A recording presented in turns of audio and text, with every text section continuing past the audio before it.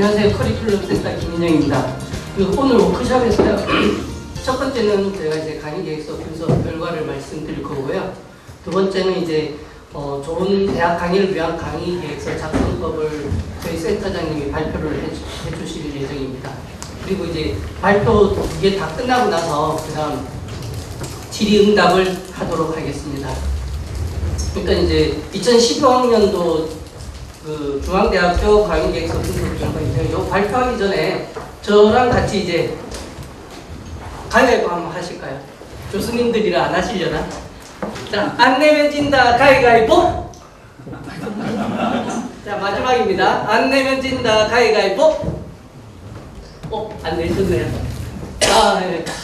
여기 선물 하나 드리겠습니다. 제가 이걸 하기 전에 가위바위보를 한 이유는 상당히 딱딱합니다. 이거 워크숍이라 했는데, 그리고 이제 가위바위보 같은 경우는 실력하고 상관이 없습니다. 예측하고 상관이 없고요. 그리고 상대가 있어야 됩니다. 제가 왜 이 얘기를 하냐면은 저희 커리큘럼 센터는 교수님들하고 저희하고 같이 상호작용을 통해서 지금 진행을 할 예정이고요. 지금 상품을 드린 것처럼 이 교육의 질 관리라고 하는 거를 같이 협력을 해서 해 나가면은 결국 교수님들한테도 좋은 것을 가지고 가실 수 있을 거고요. 결국 학생들한테 좋은 영향이 되지 않을까라고 생각을 해서 저희가 이제 지금 진행을 하고 있고요. 전적으로 저희가 진행을 하는 것은 자율적으로 합니다. 누가 실력이 좋다 안 좋다가 아니고 적극적으로 동참해 주시면은 그만큼 많이 가져갈 수 있는 그런 구조다라는 걸 말씀드리기 위해서 했고요. 이제 시작을 하겠습니다.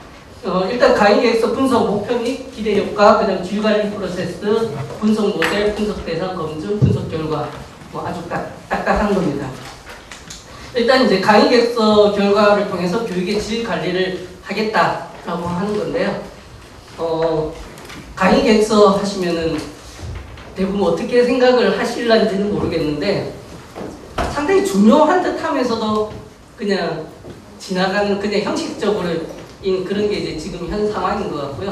그래서 작년에 저희가 커리큘럼 인증원이라고 하는 게 생겼는데요. 그때 이제 제일 먼저 오더가 내려온 게 이제 강의 계획서가 어떤 상황인지를 한번 저희에게 분석을 해보라고 이제 얘기가 되면서 이제 지금 강의 계획서 분석 모델이라는 거를 만들게 됐습니다.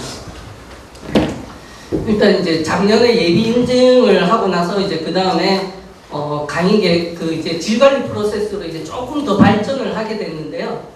지금 현재까지는 이제 강의 계획서 작성만 하고 그냥 끝나셨을 겁니다. 근데 이제 우리가 계속 이제 선순환적인 거를 만들기 위해서 저희가 질 관리 프로세스를 이제 개발을 했는데요. 작성을 하고 나서 강의 계획서 분석을 합니다. 분석 모델은 좀 이따 설명을 드릴 거고요. 네, 그 분석한 결과를 가지고 분석 결과 피드백 얼마 전에 개별 메일 다 받으셨죠? 혹시 안 받으신 분 계신가요? 네, 다 받으신 것 같은데요. 일단 그 피드백 결과를 가지고 이제 저희가 오늘 워크숍을 지금 이제 분석 결과는 어떻고 어떻게 하면 잘할 수 있습니다라고 하는 걸 갖다 조금이나마 이제 저희가 도움을 주고자 워크숍을 했고요. 그리고 이제 조금 도움이 됐다 그러면 이제 자발적으로 강의 계획서 수정 보완을 이제 11월 19일까지 부탁드리고요. 그 다음에 이제 한 번 더 남은 게 이제 강의 개선 보고서, CQI 보고서라고 간단하게 이제 어떻게 개선할 건지에 대한 계획 정도 쓰는 게 있습니다. 그게 이제 CQI 개선 보고서까지 하고 그 다음에 이제 다시 이 CQI 요폴에 이제 CQI 개선 보고서를 작성을 하시면요. 2016년 2학기 때 이제 강의 계획서 그거 이제 작성을 하실 때 작년에 썼던 CQI 보고서가 뜰 겁니다. 그럼 그거를 참고해서 이제 다시 재작성을 해주시면 되고요. 그렇게 해서 조금씩 변화를 하면은 조금 더 학생들한테 더 좋은 강의 계획서가 되지 않을까라는 게 이제 저희 커리큘럼 센터의 이제 용언입니다. 그리고 이제 분석 작년에 이제 그 총장님이 처음에 이제 우리 분석을 하라고 했을 때 사실 되게 막막하더라고요. 강의 계획서 이 어떻게 분석을 해야 될까? 근데 이제 한 달 만에 나오긴 해야 되는데 참 그때 막막하면서 이제 작년에 만들었던 모델인데요. 처음에 이제 저희가 강의 계획서 분석을 하라고 했을 때 제일 먼저 생각난 게 제가 예전에 이제 그 카네기 멜론 대학에서 수업을 받았었는데요. 그때 강의 계획서가 되게 한 10장 정도의 강의 계획서를 제가 받았던 것 같아요. 수업을 받을 때. 그 당시 이제 수업을 받을 때 그 학기 내내 그 강의 계획서는 항상 붙어 있었거든요. 왜냐하면 4시간의 강의를 어떻게 준비를 해야 되고 어떻게 발표를 해야 되고 끝나면 또 뭐를 준비를 또 해야 되는지에 대한 어떤 사슬처럼 그렇게 체인처럼 그렇게 한 강의 계획서를 보고 그때 되게 충격을 받았었는데 그게 만약 잊어버리게 된다면은 도저히 수업을 따라갈 수 없는 그런 강의 계획서가 이제 다시 요번에 커리큘럼 인증원에 다시 오게 되면서 이제 그걸 생각을 다시 끄집어내면서 해외 자료도 좀 찾고 했었는데요. 근데 실질적으로는 이제 강의 계획서 분석이라고 하는 것 자체는 사실 문헌이나 이런 데 없더라고요. 그래서 이제 좀 여러 가지 이제 생각을 해서 이제 좀 만들기로 했고요. 근데 이제 여러 가지 이제 평가 분석 툴들이 있는데 저희들 관점은 이제 학습자 관점에서 분석을 하자면요. 강의 계획서 수요자가 교수님들이 아니고 학생들이잖아요. 그래서 이제 학생들이 이제 관점에서 분석을 하자라고 해서 이제 분석자는 대학원생들이 분석을 했습니다. 작년에도 그렇고 올해도 그렇고 향후에도 대학원생들이 진행을 할 예정이고요. 그리고 이제 학생들이 하다 보면은 이게 평가가 되게 이제 들쑥날쑥 할 수가 있잖아요. 그래서 들쑥날쑥하지 않게끔 하기 위해서 우리가 객관적인 분석을 할 수 있게끔 그렇게 이제 좀 정량화 작업을 많이 했었습니다. 그리고 이제 학문단위 보편적 분석, 왜냐면 이제 학생들이 일단 이 강의를 듣기 전 단계라고 가정을 하고 시작을 했거든요. 그럼 이 강의에 대해서 모른다라는 가정하에서 이제 시작을 했습니다. 그리고 분석하는 학생들이 모든 학문단위에 있는 학생들을 할 수가 없기 때문에 내가 이걸 모르더라도 강의 계획서를 갖다가 이제 얼마나 충실한지 잘 작성됐는지를 좀 보기 위한 그런 이제 방법 툴을 만들었습니다. 그러면은 이제 여기서 딱 떠오르는 게 이 14가지 분야로 하긴 했는데 결국은 얼마나 학생들한테 이해하기 쉽게 잘 채워졌느냐라는 그런 관점에서 만들어졌고요. 잠시 이제 보시면은 이제 형식, 구체성, 충실성, 학습자 지향성에서 분석 항목들이 있고 이거는 이제 나중에 참고로 하시면 될 것 같습니다.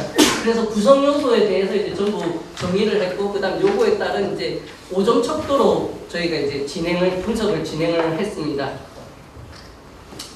자, 그러면 이제 분석 모델이 어떤 포인트가 어떤 의미가 있는지 간단하게, 너무 복잡했잖아요. 간단하게 설명드리면 형식, 구체성, 충실성, 학습자 지향성에서 형식성은 이제 작성 비율입니다. 내용의 적합성은 뭐 여기는 그런 분들 안 계실 건데요. 강의 계획서에 그 대한민국 뭐 그 적는다든지 엉뚱한 거 적으시는 분들도 간혹가다 있으시더라고요. 저희가 이제 작년에 하면서 이제 발견을 하긴 했거든요.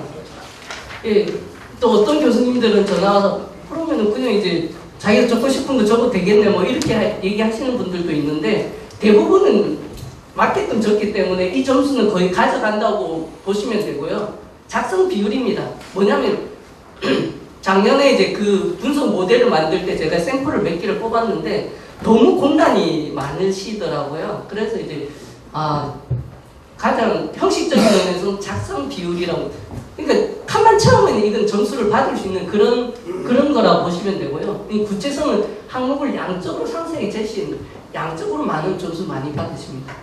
그리고 충실성은 뭐냐면은 필요한 내용 충실하게 기술해야 된다. 이것도 길게 많이 쓰면 또 점수 받을 수 있습니다. 간단하게 얘기드립니다.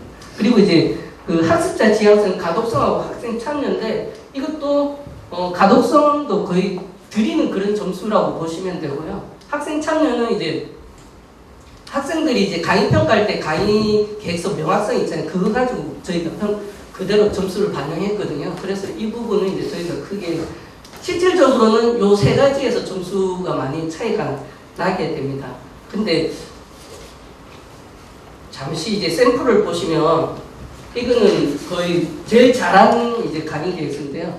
뭐 내용을 보시면은 일단 많이 채워졌습니다. 그럼 점수 많이 받게 돼 있고요. 그게 뭐 꼭 많이 채운다 좋다라고 얘기할 수는 없지만은 일단 이제 여기 뭐 목표 같은 경우도 좀 더 세분화돼 있는 걸 보실 수 있을 거고요. 또 세분화된 데서 다시 이제 세분화해서 1, 2, 3, 4 이렇게 붙여져 있고 또 이 형식 그 뭐지 좀 더 이제 추가로 몇 페이지에 뭐가 있습니다라고까지도 적은 이런 강의 계획서도 있습니다.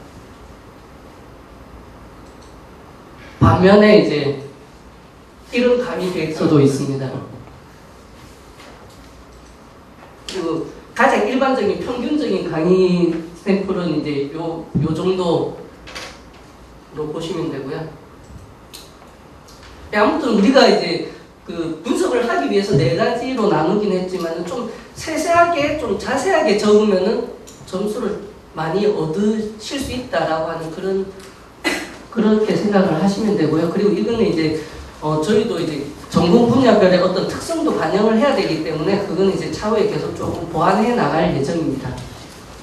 그리고 이제 분석 대상은 이제 2015학년 1학기, 2학기를 한꺼번에 해서 5,500개 정도 이제 저희가 분석을 했고요. 그리고 이제 그 데이터에 대한 신뢰성을 분석하기 위해서 통계적으로 이제 신뢰성 분석을 했는데 9.49라고 하는 좋은 점수를 받아서 데이터는 신뢰할 만하다고 얘기를 할 수 있습니다. 그리고 이제 재밌는 건 뭐냐면 우리가 강의 계획서 실태 분석은 그냥 내용 많이 채웠나 안 채웠냐만 가지고 저희가 분석을 한 거잖아요. 그게 실질적으로 도움이 되는지 안 되는지 모르겠는데 우리도 명확하게 알 수는 없는데요. 근데 이제 강의 계획서 평가 결과 강의 계획서 명확성하고 이제 인과관계를 한번 보니까는 통계적으로 유의하더라고요. 그리고 이제 베타 값이 이제 2 정도 되기 때문에 어느 정도 유의하다라고 저희는 이제 좀 재밌는 결과를 이제 얻어냈고요. 이 도표인데요. 이게 보면은 거의 이 베타 값에 가깝게끔 저렇게 돼 있는 걸 보실 수 있을 겁니다. 참 재밌죠. 학생들이 한 거랑 우리가 한 게 이제 어떤 의미를 가진다라고 하는 게 상당히 재밌는 것 같은데 또 하나 재밌는 건 이쪽에 줄반장 얘를 포함해서 이제 줄반장으로 이제 줄을 세워놨잖아요. 이게 의미가 뭐냐고 보면 이제 우리 5점 첩도기 때문에 20점을 받은 건 1점에 해당되는 거거든요. 0점이 없어요. 20점 받으면은 그냥 아무것도 안 채우면 그냥 20점 그냥 올리기만 하면 20점이라는 거죠. 그리고 여기는 이제 강의 평가 결과값인데 아무것도 안 채워도 4.5점을 받는 교과목들이 있더라는 얘기예요. 이 도표가 참 너무 재밌는 것 같은데 그래서 제가 이제 요거만 해서 이제 샘플로 한번 봤더니 거의 실기 과목들이 이제 70% 주로 이제 인원이 작고 애들이 작으면은 그만큼 이제 조금 그냥 그 현실하고 상관없이 강의 계획서가 비어져 있더라 점수를 후하게 준 그런 것들이 보였다라고 하는 거고요. 그리고 이제 아까 저희가 이제 형식, 구체성, 충실성, 학습자 지향성으로 저희가 이제 평가를 해보면은 형식은 80점 거의 대부분 다 가지고 가신다고 보시면 되고 이제 학습자 지향성도 상당히 높은 그런 이제 점수를 받는데 구체성하고 충실성이 이거는 조금 작성을 해주셔야 되는 부분인데 이제 조금 약했다라고 하는 거고요. 그리고 이제 저희가 평균 이하 그룹하고 평균 이상 그룹하고 이제 갭을 한번 봤습니다. 보니까 우리가 거저줌에도 불구하고 평균 이상 그룹하고 평균 이하 그룹하고 너무 차이가 많이 나는 거예요. 그러니까 아예 그냥 일반적으로 채우면 그냥 80점, 90점 다 받으시는 점수인데 안 채우는 과목들도 반 이상 된다라고 하는 그 부분이고요. 그리고 이제 지금 충실성 부분은 이제 지금 우리가 좀 더 여기 계신 분들 포함해서 학생들을 위해서 좀 세세한 강의 계획서가 필요하다라는 이제 그런 시사점을 좀 발견하게 됐습니다. 그리고 이제 여기 직급별로 보면 조교, 부교수, 교수 이 순으로 이제 높았고요. 이거는 이제 그냥 일반 상식대로 그냥 결과값이 나온 것 같습니다. 그리고 이제 이수 구분별로 보면은 교양, 교직, 교직 전공, 그다음 전공, 전공 필수, 전공 선택. 재밌지 않으세요? 구분인데 전공만 지금 다 이제 뒤에 지금 줄줄이 줄반장을 세워놨거든요. 그만큼 이제 요 교양 쪽은 작년보다 점수가 많이 올라갔는데요. 이건 아무래도 이제 조금 관리를 해줌으로 해서 이제 조금 올라가지 않았을까라는 생각을 하고 있고요. 그리고 전공 부분 지금 이제 우리가 그래서 이제 전공 부분을 먼저 이제 시작을 하게 됐는데요. 조금 우리 그 커리큘럼 인증 요번에 이제 참여하시는 분들을 중심으로 해서 조금 혁신을 좀 결과를 만들어 나갔으면 좋겠습니다. 그래서 이제 지금 여기 이제 전공 관련돼서 이제 추출을 해보니까 사실은 이제 상위 그룹은 아무래도 이제 전임 교원분들이 좀 많다라고 하는 거하고 이제 하위 그룹은 이제 비전임 교원들이 좀 많다라고 하는 그냥 일반 상식선에서 이제 결과값이 나왔고요. 그리고 이제 강의 유형별로 저희가 이제 분석을 해봤습니다. 재택, 인상 실습, 무크 이론, 실험 실습, 실기 이렇게 점수로 나왔는데요. 일반적으로 이제 그 처음에 우리 강의 계획서를 할 때 가장 이제 그 했던 게 뭐냐, 실기 과목이나 우리 이론, 보통 이제 강의 계획서는 이론을 중심으로 하는 강의 계획서다라고 이제 생각을 많이 하시는데, 그래서 이제 실기 과목들이 좀 많이 부실한 거를 좀 저희도 느꼈는데, 근데 또 재밌는 건 뭐냐면 임상 실습하고 실험 실습하고 실기하고 어떤 차이가 있는지 혹시 아시는 분 계신가요? 다 같은 식입니다. 근데 이제 어느 단과대에서 개설이 됐냐에 따라 갖고 이제 임상 실습, 실험 실습, 실기 이렇게 나눠지고요. 잠시 이제 같은 실기인데 아까 이제 보여줬던 요거 같은 경우는 이제 그 학과에서 조금 이제 강의 계획서를 할 때 관리를 좀 한 학과입니다. 뭐 여기 계신 분도 계시지만 이제 어떻게 하면 좋을지, 그리고 어떤 강의 계획서를 쓸지에 대한 거를 미리 사전에 이제 교수님들끼리 모여서 이제 보고 리뷰하고, 아까 교양이 또 높았었잖아요. 교양이 높았던 이유가 이제 좀 공동으로 강의 계획서를 좀 같이 보고 한 결과이지 않을까라고 생각이 들고요. 그리고 아까 보여드렸던 이제 중실기인데요. 실기 과목들 실험 실습에 대부분 보면 아까 봤던 이제 하 과목들이 대부분 많았는데, 실험 실습도 한 요 정도만 작성을 해주셔도 어느 정도 이제 중간은 충분히 할 수 있고, 실험 실습도 충분히 가능하다라고 하는 걸 저희가 좀 말씀을 드리고 싶습니다. 네, 간단하게 제가 이제 그 강의계획서 분석 결과를 말씀드렸는데요. 아무튼 저희가 이제 처음에 생각을 했던 건, 제가 이제 미국에 갔을 때 강의 계획서를 보고 충격을 받았던 그것까지 요구를 하는 건 아니고요. 그래도 강의 계획서 칸이 있으면 칸을 좀 충실하게 좀 많이 채워주십사. 그게 저희의 지금 단기적인 목표이자 여러분들과 함께 하고 싶은 싶어서 이제 워크샵도 만들고 지금 여러 가지 진행을 하고 있습니다. 이제 저 다음으로 강의 계획서 어떻게 하면 잘 작성할 수 있을지를 한번 잘 들어보시고, 그 다음에 이제 작성하실 때 참고하시면 될 것 같습니다.